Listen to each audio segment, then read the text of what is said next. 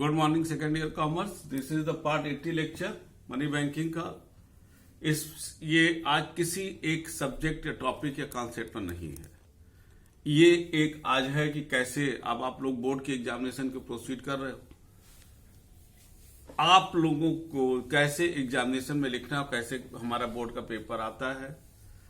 जो लिखने की शैली बताएंगे वो चाहे बोर्ड हो चाहे यूनिवर्सिटी हो, हर जगह के लिए अप्लाई होगा।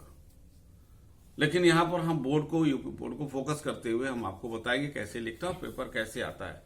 चूंकि सेकेंड ईयर में हम आपके साथ रूबरू ज्यादा नहीं हुए, कुछ ही बच्चे ये इस साल तो है एक तरह से कहा जाए एजुकेशन हॉलीडे ईयर हो गया, but there were very few paper, very few student who were coming to school and most of the students were due to that reason अपने घर पर रहते थे, पढ़ाई करते थे। तो मेरे पास यहाँ पर हम क्लास में समझाते, वैसे क्लास में समझाएंगे जो बच्चे आएंगे, लेकिन ये मेरा दायित्व बनता है कि हम आपको बताएं। देखिए, लिखना, नंबर पाना एक कला होता है, ठीक है। बहुत से बच्चे जो जानकार होते हुए भी कुछ बच्चे due to the writing skill वो ज्यादा नंबर पा जाते हैं, और due to the bad writing skill जो कम नंबर पाते हैं। यहां पर अगर अच्छा नंबर पाना है तो दो तीन बातों को आपको ध्यान रखना है। पहला बात तो नॉलेज ऑफ द सब्जेक्ट, दूसरा राइटिंग स्किल, और तीसरा हैंड राइटिंग। ये तीन चीज याद रखिएगा। फिर से बोले, नॉलेज ऑफ द सब्जेक्ट, दूसरा राइटिंग स्किल, कैसे लिखे, कैसे स्टार्ट करें, कैसे पॉइंट डाले, कैसे ग्राफ बनाए, और तीसरा हैंड राइटिंग। अब हैंड राइटिंग के संदर्भ में सबसे पहले बोलते भैया ऐसा ना लिख दो कि लग रहा है कि टीचर लड़ रहा है, तो टीचर अगर इरिटेट हो जाएगा तो आपको नंबर खराब दे देगा। तो उसको वहां पर इतना तो रहे कि वो पढ़ सके।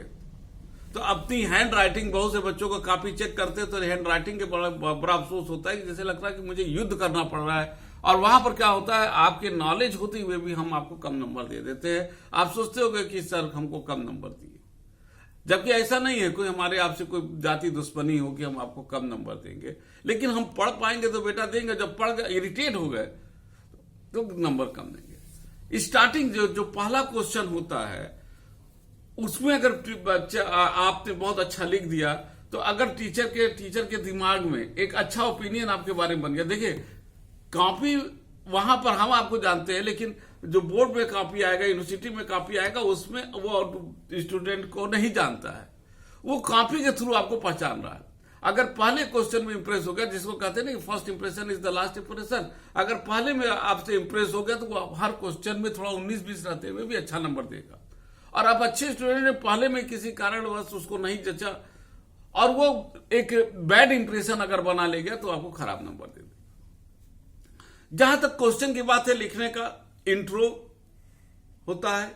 इंट्रो में हम लोग बताते हैं 3 पार्ट में क्वेश्चन होता है। पहला इंट्रो, जिसका मतलब what I am going to say, body जिसमें you are saying the point, और conclusion what you have said. 3 part में होता है।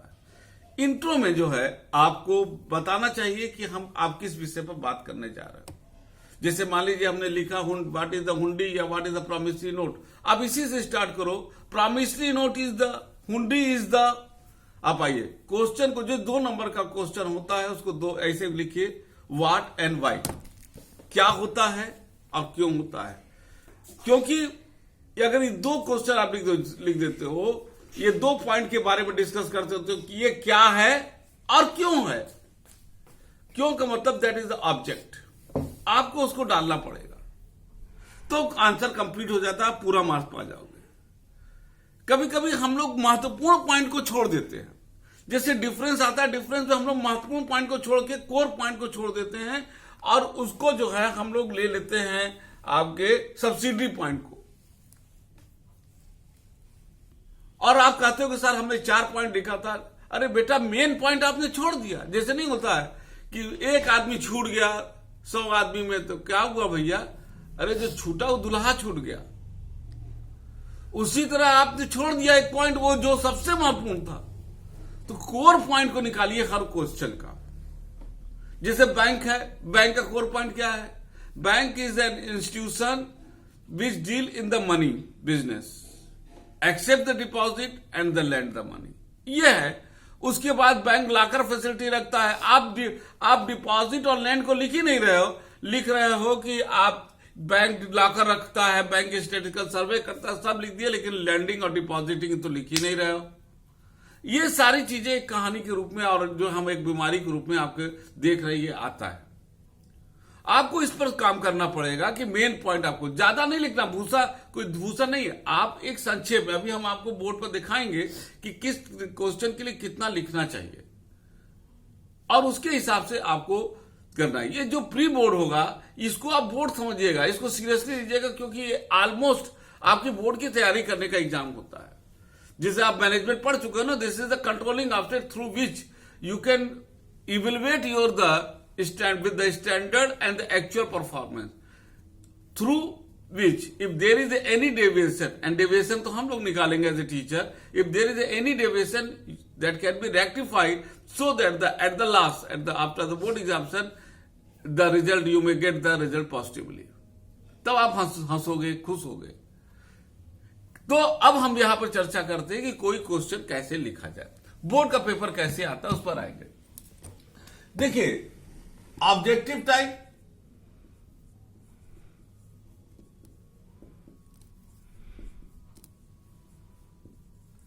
ये नंबर ऑफ क्वेश्चन,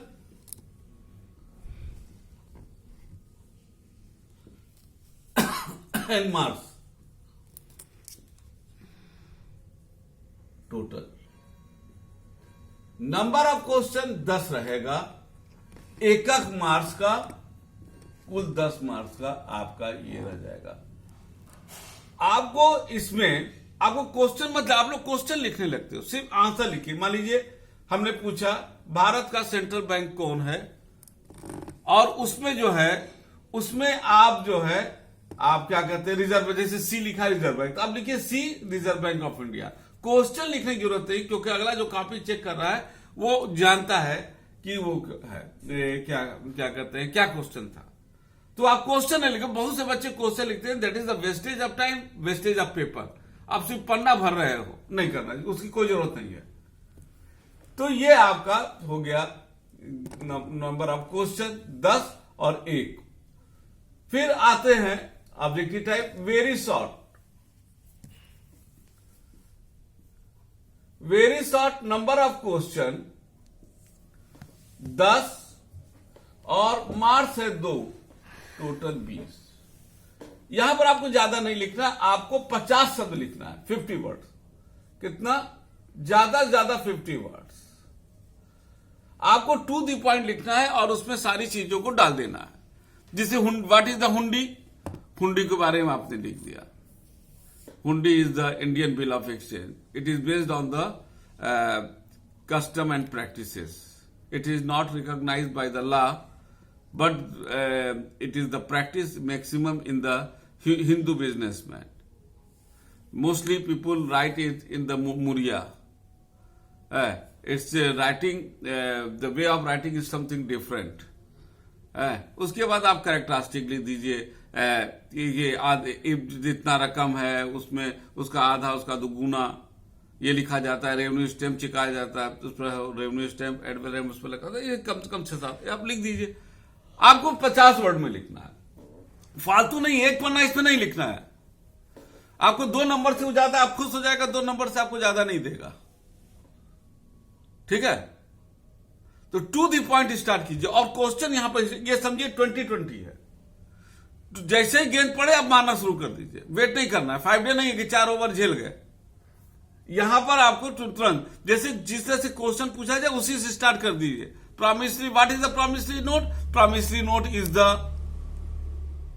कभी कभी हम लोग पढ़ते समझ नहीं आता कि आप किसका आंसर लिख रहे हो, क्योंकि वो शब्द आता ही नहीं जिस पर क्वेश्चन पूछा गया। अगर हम पूछा बैंक तो आप लिख दो, आप कुछ और लिखोगे, लेकिन बैंक शब्द नहीं आ रहा है। अब जैसे हमने पूछा what is the bank, bank is the, what is the land development bank, land development, अब आप लिखोगे it give the long term loan. अब इट कौन है?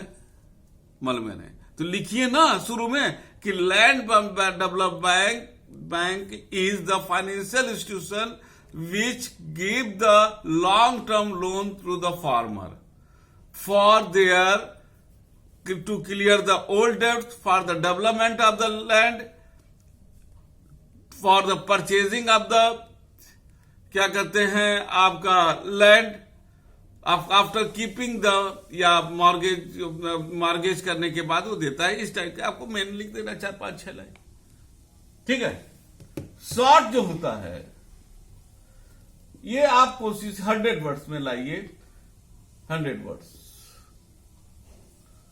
ये आपका 6 क्वेश्चन रहेगा, 5 नंबर का आपका हो गया 30। ये आपका वनडे है, ये 2020 हो गया, ये वनडे हो गया। इसमें आपको इंट्रो भी देना है और कंक्लूजन बीच में, ठीक है।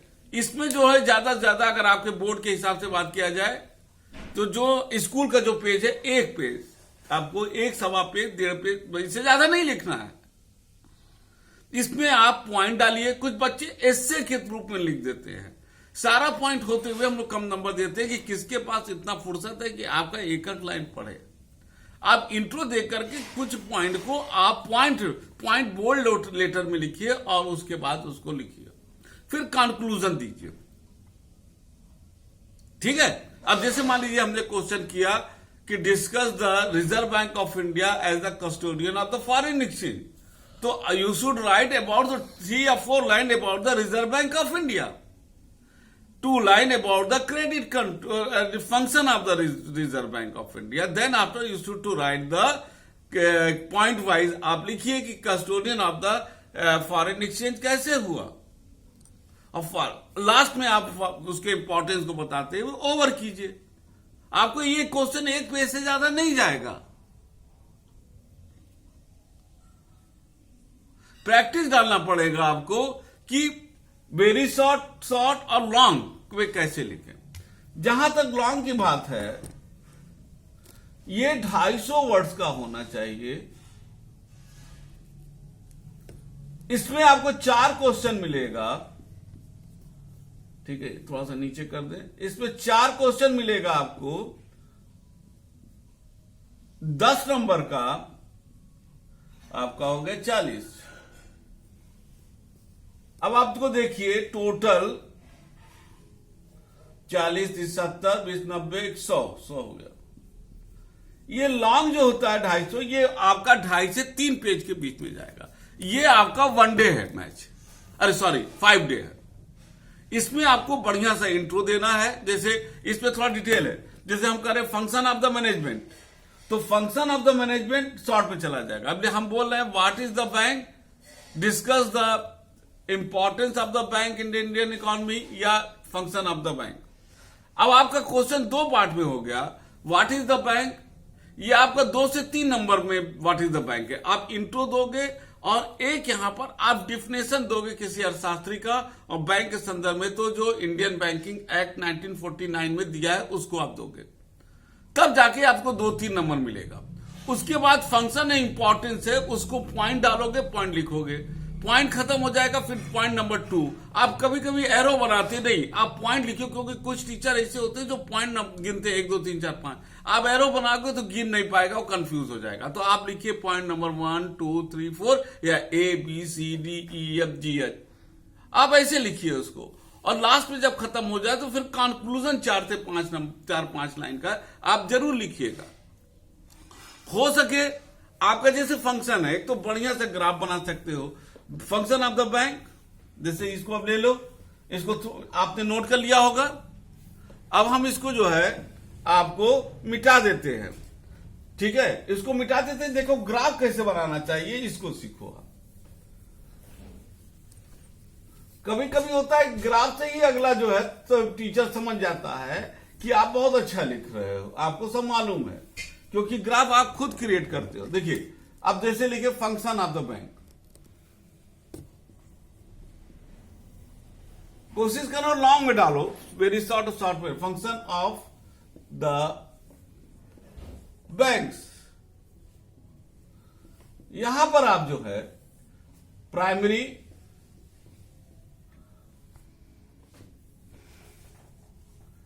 सेकेंडरी,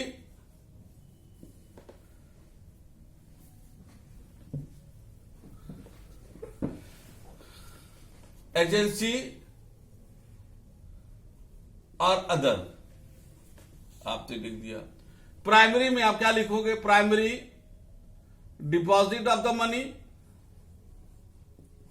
और एक हम दिखा रहे हैं पूरा इसी तरह बनेगा, लैंडिंग ऑफ द मनी। अब डिपॉजिट में saving account, current account, FD, RD. उसके बाद इसी तरह सेकेंडरी ऐसे से बनाते जाइएगा। और अगर इसमें कोई महत्वपूर्ण बात है लिख सकते हो फॉर बिजनेसमैन, फॉर इन्वेस्टमेंट, ऐसे लिख सकते हो। इतना पढ़ लेगा उसके बाद, लेकिन ओनली टू राइट या graph this graph is not sufficient to get the good marks. Until unless आप इन जो इसमें पॉइंट दिए हो उसको एलोबोरेट करो संक्षेप में, you will get high marks.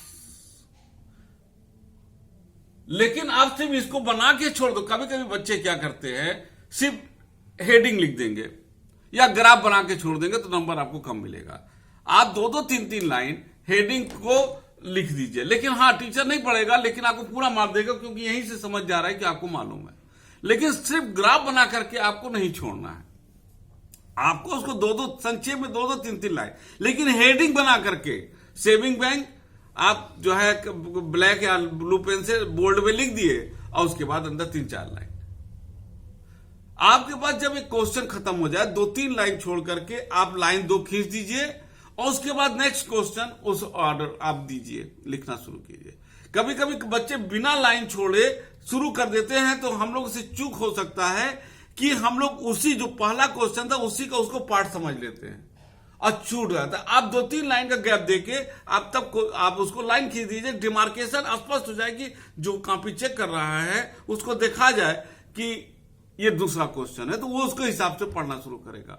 हम ही से गलती हो जाता है कभी कभी, और जब रीचेक करते हैं तो उसमें जो है पता लगता है अरे तो गलती हो गया था। तो ये गलती अगर बोर्ड में हो जाएगा तो आपके पास मौका नहीं रहेगा उसको रीचेक कराने का। इसीलिए आप इसको ध्यान में रखिएगा। सिर्फ 2 पेज पेन का, काला और ब्लू पेन का उपयोग करिए। हैंड राइटिंग पर बेटा आपको जरूर ध्यान देना है। पढ़ तो ले, वो ऐसा ना लिखिए कि समझे में नहीं आ रहे अरबी है कि जापानी है। कुछ बच्चे ऐसा लिख देते हैं कि जैसे लगता है टीचर को चुनौती दे रहे हैं, सर पढ़ के दिखाइए। तो बेटा जब चुनौती दोगे तो वो आपकी चुनौती देगा, बेटा नंबर लेके दिखाइए, तो आप रोने लगोगे। तो चुनौती मत देना है, आपको हैंडराइटिंग में काम करना है, कैजुअल मत बनिए, ठीक है। तो ये मैंने एक बता दिया कि कैसे आपको लिखना है। ये आपको प्री बोर्ड में प्रैक्टिस करना है। हम कोशिश करेंगे, प्री बोर्ड है, आपको कम से कम नंबर देने की। आप चुनौती स्वीकार कीजिए और हमसे ज्यादा से ज्यादा नंबर लेने की कोशिश कीजिए, क्योंकि this is a pre board.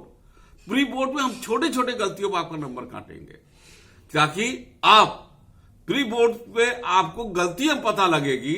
ये नंबर पाने का प्री बोर्ड एग्जाम नहीं होता है, ये होता है आपको आपकी गलतियां निकालने का काम हमारा है, और ताकि आपको बोर्ड एग्जामिनेशन में उस गलती से सबक मिलेगा और आप अच्छा लिखोगे तो you will get good marks.